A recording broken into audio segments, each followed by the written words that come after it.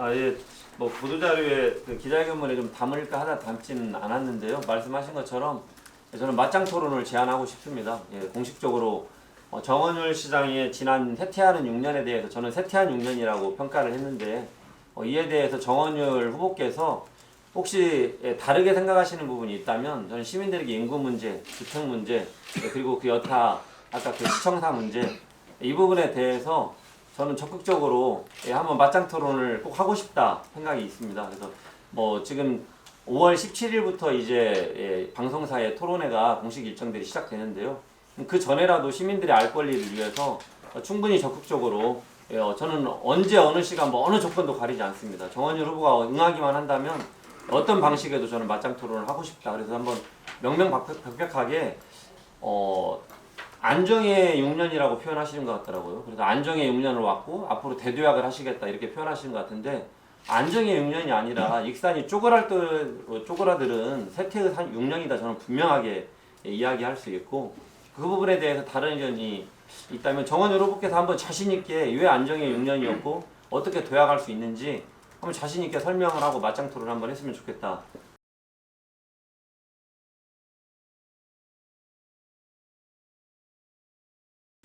저는 아까 표현을 했는데 시장 1인의 일방행정을 펼쳤다고 생각을 합니다. 그게 가장 큰 문제고 시장 1인이 자화자찬하는 일방행정을 펼치다 보니까 이 도시의 경쟁력도 대단히 떨어졌다고 저는 생각하거든요. 그러니까 지방자치 시대와 정면으로 어찌 보면 완전히 이렇게 다른 정면으로 어떤 대비되는 어떤 그런 행정이라고 생각을 해요. 그러니까 지방자치의 본질이 시민들의 참여, 그래서 시민들의 참여를 통해서 시민들이 어떤 주권 의식을 느끼고 시민들이 주인으로 참여하는 어떤 그런 것들이 꽃피우는 게 지방자치인데 단적으로 말씀드린 대로 1995년도에 도농통합의 어떤 공식적인 약속이었던 그 시청사 이 자리를 현재 이 자리에 짓는 것 정원율 시장 1인이 혼자 결정했거든요. 근데 그 1인이 혼자 결정하고 다 아시는 대로 마치 국비가 한 1,000억 원 정도에 드는 소요비용 중에 마치 국비가 반절이 꼭 지원이 돼서 오는 것처럼 이렇게 뭔가 시민들을 어찌 보면 상당히 현혹했다라는 생각도 듭니다. 지난 선거에서 그게 이야기가 많이 됐고요. 근데 또 그 후에 당선되시고 나서 또 어땠냐면 시청사는 원래 LH가 시청사도 짓고 구경찰서 부지에 주상복합 아파트도 짓는 거였습니다. 그런데 의회도 모르고 시민도 아무도 모르게 시청사는 익산시가 짓고 구경찰서에 그 주상복합 아파트만 LH가 짓는 것으로 약속을 또 바꿨더라고 문서로. 그걸 의회도 모르고 시민도 아무도 몰랐습니다. 제 기억으로 지금 2020년 2월인데요. 그게 바뀐 게. 그러니까 지금도 그리고 시청사 이 진행되는 과정에 있어서 구경찰서를 LH가 어떻게 어느 계획으로 짓겠다는지 아무런 어떤 공유되지 않고 있는 내용이 있습니다. 그래서 이게 대단히 상징적인 일이라고 생각을 하고요. 그 이외에도 민간특례 사업도 마찬가지입니다. 도시공원 민간특례 사업도 시민들에게 충분한 공론화라든가 의회와 충분한 협의가 있었다고 생각하지 않습니다. 이것 또한 정원율 시장이 일방적으로 추진한 사업이라고 생각을 합니다. 전라북도에서 유일하게 추진하는 이 민간특례 사업을 시장이 일방적으로 추진을 했고 그래서 8개를 동시다발적으로 추진하다가 그 뒤늦게서야 배산이라든가 의회의 어떤 반대와 시민들의 반대에 의해서 일부 몇 개가 취소가 됐고 그럼에도 불구하고 지금 동시다발적으로 몇 개를 하고 있고요. 그러니까 도시의 모습을 바꾸는 대단히 중요한 도시의 미래가 걸린 일들을 대단히 어떻게 보면 시장 1인이 일방적으로 결정하고 그것을 거의 뭐 좋은 일이다라고 자화자찬하는 이런 행정이 저는 대단히 잘못된 행정이고 결국은 그로 인해서 집값이 비싸고 일자리가 없고 살기가 별로 뭔가 여건이 허락하지 않는 이 도시에 대해서 실망을 느끼고 청년들이 가장 많이 떠나고 30대가 가장 많이 떠나고 있다고 생각을 합니다. 저는 그게 단적으로 인구에서 보여진다고 생각하거든요. 그러니까 전국적인 현상이라고 이야기하지만 물론 전라북도에서 전주시 빼고는 인구가 다 줄고 있는 현실은 있습니다. 그런데 왜 전국의 중소규모 12개 정도 우리 비슷한 도시 중에서 익산이 가장 급속하게 인구가 빠지는가? 아까 설명드린 대로 8개면 중앙동맹을 포함하면 9개 거의 약간 익산으로 치면 한 10여 개의 면이 없어진 겁니다. 인구가 사라진 겁니다. 29개 읍면동 중에 10여 개 면이 사라지는 정도의 인구의 어찌 보면 감소라고 하면 이건 뭐 다른 평가가 필요 없다고 생각을 하거든요. 예, 저는 하여튼 관료주의 1인 어떤 일방 행정이 가장 큰 저는 원인이라고 생각을 합니다. 그래서 저도 더 이상 관료 출신이 좀 단체장을 하지 않는 게 좋겠다는 게 제 개인적인 생각이고요. 특히 이분이 재선만 하겠다고 이미 약속한 바가 있고 그 재선만 하겠다고 한 약속을 다시 어기고 어찌 보면 거짓말을 하셨는데 삼선에 나서는데 시민들에게 아무런 지금 사과 한마디 없이 그냥 삼선을 자연스럽게 출마하는 것 이 또한 저는 잘못됐다고 생각을 합니다.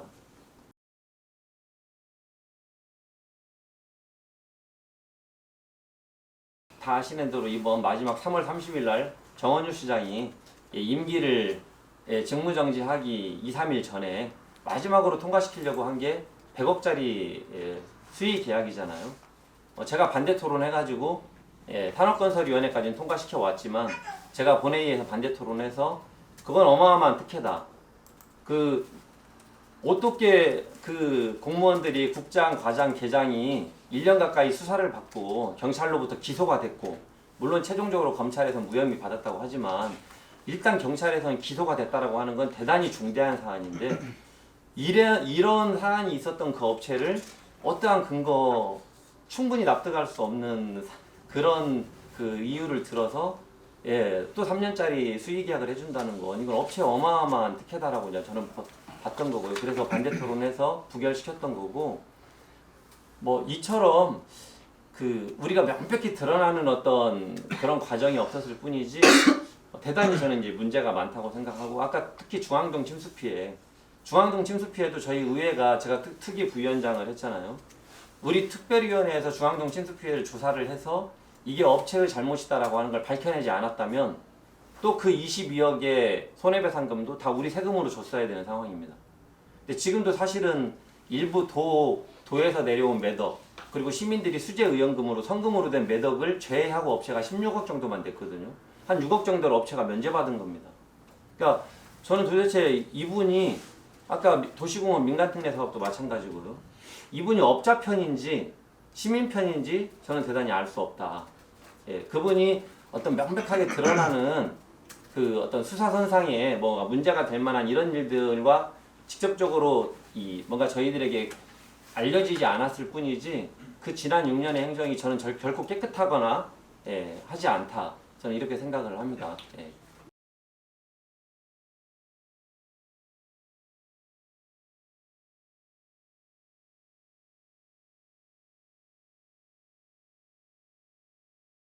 칠 7천억 중에 이제 일부는 빚을 갚는 데 썼습니다.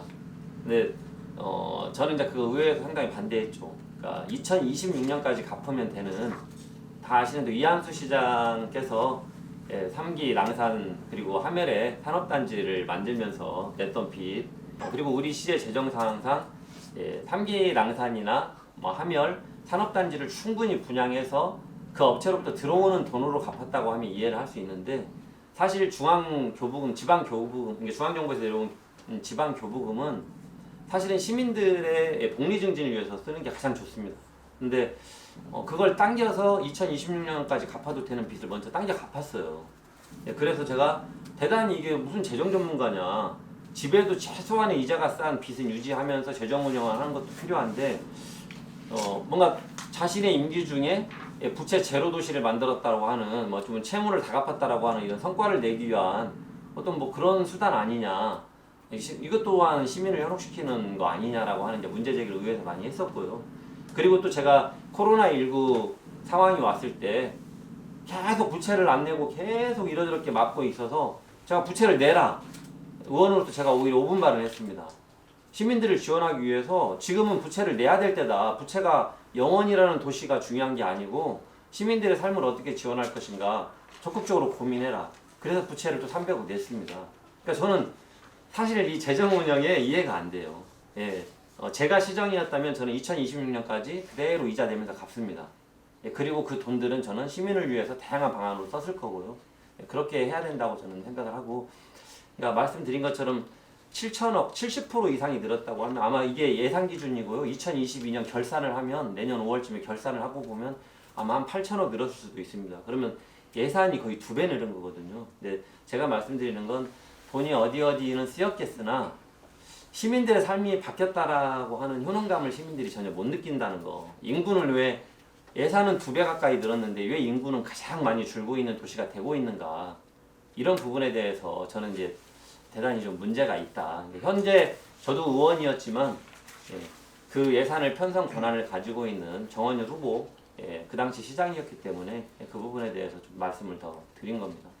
그래서 한 가지만 말씀드려서 제 그 공약의 가장 큰 핵심은 앞으로 매년 1,000억에서 1,500억 정도 늘어나는 예산, 중앙에서 내려온 지방교부금을 앞으로는 시장이나 공무원이나 정치인이 하고 싶은 일 자꾸 벌리지 않고 앞으로는 최대한 그 예산 재설계를 통해서 최대한 시민들에게 폭넓고 깊게 혜택을 돌려드리는 방향으로 저는 앞으로 예산 운영을 하겠다는 게 어찌 보면 제 전체 공약, 정책 공약의 기조입니다.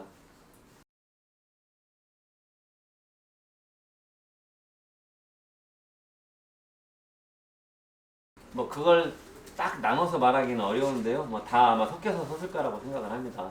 그렇게 생각을 하고 질문을 주신 김에 다이론 관련해서는 그래도 기자님들이 좀 아시면 좋겠다 싶은 생각에 대한 말씀드리고 싶은 건 다이롬을 현재 우리 정원용 후보는 시장 시절에 그렇게 적극적이진 않았던 걸로 저는 알고 있습니다. 근데 이제 그 처음 설계하신 분이 상당히 열심히 설계하고 열심히 시장 시절에 정원용 후보를 설득을 해서 100억 규모로 발행이 시작이 된 거고요. 원래 100억만 해보자라고 출발을 했는데 딱 출발하자마자 1월에 코로나가 생긴 거죠. 그러면서 이제 그걸 아주 뭐 처음에 10%였고 5%였던 것을 아주 극대화했는데 이번에 선거 끝나면 7월부터 10%로 바뀝니다. 그러니까 딱 지금 당신의 선거에 있는 과정까지만 20%를 주는 겁니다. 그러니까 그건 줄곧 좀 문제 제기가 있었습니다. 그러니까 이게 코로나 시절에 시민들에게 자영업자들에게 소상공인들에게 도움이 된 건 일면 이해를 한다. 근데 다만 20%를 안 줬을 때도 이게 자생적으로 돌아갈 수 있는 구조가 돼야 되는데 이 다이로운 카드가 20%를 안 줬을 때 실제 지역 선순환, 지역 경제 선순환에 역할을 할 수 있겠는가 이제 이런 부분에 문제 제기가 있었고 의회에서 제가 가장 많이 했던 문제 제기가 할머니들이랑 할아버지 실제 현금 가용 능력이 없는 서민들은 이 다이로운 카드를 거의 사용하지 못한다. 그래서 이제 그런 것들을 어떻게 보완할지 필요하다라고 하는 문제 제기 많이 했고 그리고 제가 이제 의회에서 만들어냈던 게 제가 이걸 다이로운 카드를 처음 실시하고 한 3개월 지나고 나서 제가 분석을 해보니까 제가 대표로 있는 라이프 익산 포럼에서 그 포럼을 2차례 열었는데요. 상위 몇 개에 엄청나게 그 모든 혜택이 가고 있어서 제가 그걸 상위 30%까지는 페이백을 10% 안 해주도록 하는 뭐 이런 제안도 이제 제가 해서 생겨난 제도이기도 하고 합니다. 그래서 좀 덧붙여 말씀드린 거고 다이로움은 아마 7월부터는 10%만 이제 뭔가 인센티브를 지급하면서 어떻게 그걸 잘 발전시켜 나갈 것인가는 앞으로 이제 계속 해나가야 될 일이라고는 생각을 합니다.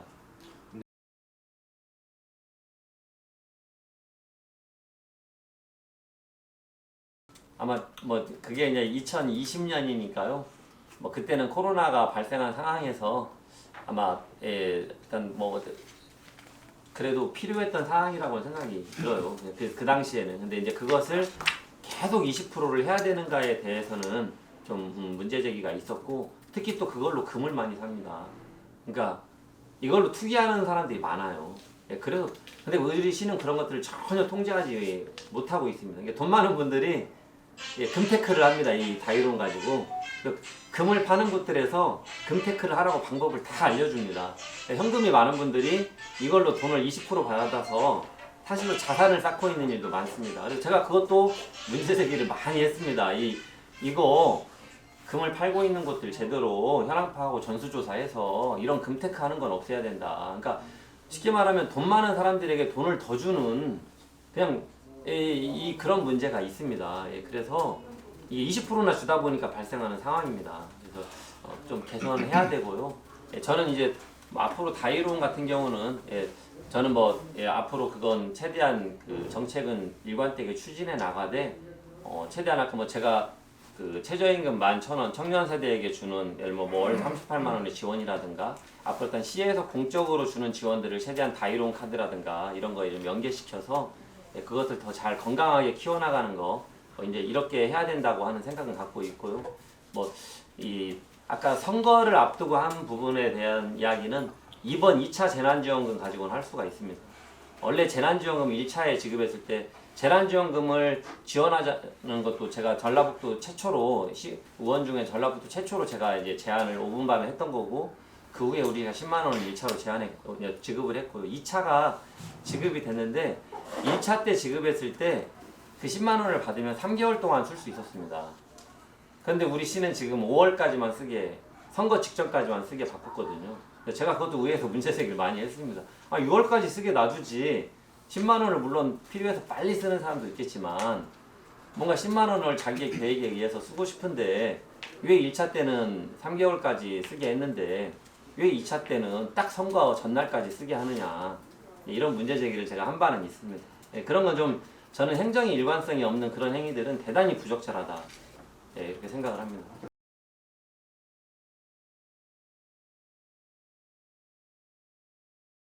그 얘기입니다. 제가 말씀드린 게 이게 좋은 것들을 자꾸 홍보하고 알리고 그 긍정성을 키워나가는 건 필요한데 이것을 성과로 너무 뭔가 이거 치적으로 이걸 강조하다 보니까 그로 인해서 파생되고 있는 문제를 의회에서 끊임없이 제기했음에도 불구하고 우리 시는 그와 관련 대책을 적극적으로 추진하지 않았다는 거죠. 그러니까 저는 그게 좀 행정이 당연히 해야 될 일을 손 놓고 있는 것. 왜냐면 이게 정원열 후보의 지적사항이기 때문에 저는 손 놓고 있지 않았나라고 하는 의문도 드는 겁니다. 의회에서 제가 끊임없이 금테크, 아까 그런 이걸로 가지고 카드깡 이렇게 해가지고 상당히 많은 폐해가 발생되고 있는데 우리 행정위에 그것을 파악하고 조치하지 않는가. 이건 뭐 제가 일관되게 문제 제기를 많이 해왔던 내용입니다. 그래서 지금 이 시간에도 금테크를 하고 있고 카드깡을 하고 있습니다. 근데 우리 익산시가 그런 문제점에 대해서 뭔가 파악하고 대책을 마련하고 있다고 하는 저는 입장을 한 번도 답을 들어본 적이 없거든요. 전혀 시도조차 안 했다는 이야기죠? 예, 저는 그렇게 알고 있습니다. 현재 제가 파악하기로는 그를 어떻게 파악해서 어떻게 조치를 하고 있다는 답을 들어보지는 못했습니다. 아마 제가 의회에서 문제 제기 후에 그런 조치가 이제 있었을 수도 있는데요. 그건 제가 이제 보도를 통해서 본 바는 없어서 한번 확인은 필요한 것 같습니다. 저는 실효성이 전혀 없다고 생각합니다. 그러니까 2026년에 30만 회복하겠다. 네. 저는 정원열 시장이 있으신가 지금 정원열 후보께서 인구정책 할 때 예를 들면 뭐 인구정책에 전입장려금 하겠다, 뭐 여기 우리 기계공고나 이런 학생들 기숙사 전입하면 또 뭐 지원금 주겠다, 뭐 다양한 정책을 많이 내놨거든요. 근데 예를 들면 1년에 그런 정책 하겠다고 10억을 예산을 세웠으면 거의 한 8억 5천 반납했습니다. 그러니까 인위적으로 어떤 일을 해서 인구를 늘린다는 것이 상당히 좀 어려운 일이다라고 일단 생각을 하고요. 2036의 가장 핵심이 아파트 지면 뭐 시에서 계산법을 내놓은 게 있어요. 아파트 한 채 지으면 청가구가 새로 들어올 때 몇 프로가 뭐 15%라고 하든지 제가 그 기억은 수치는 좀 정확하게 하지 않고요. 시에서 이야기하는 통상적으로 1000세대가 아파트에 신규 아파트에 들어가면 통상적으로 그 중에 몇 프로가 타지에서 오더라. 뭐 그간에 이런 좀 통계를 시가 냈더라고요.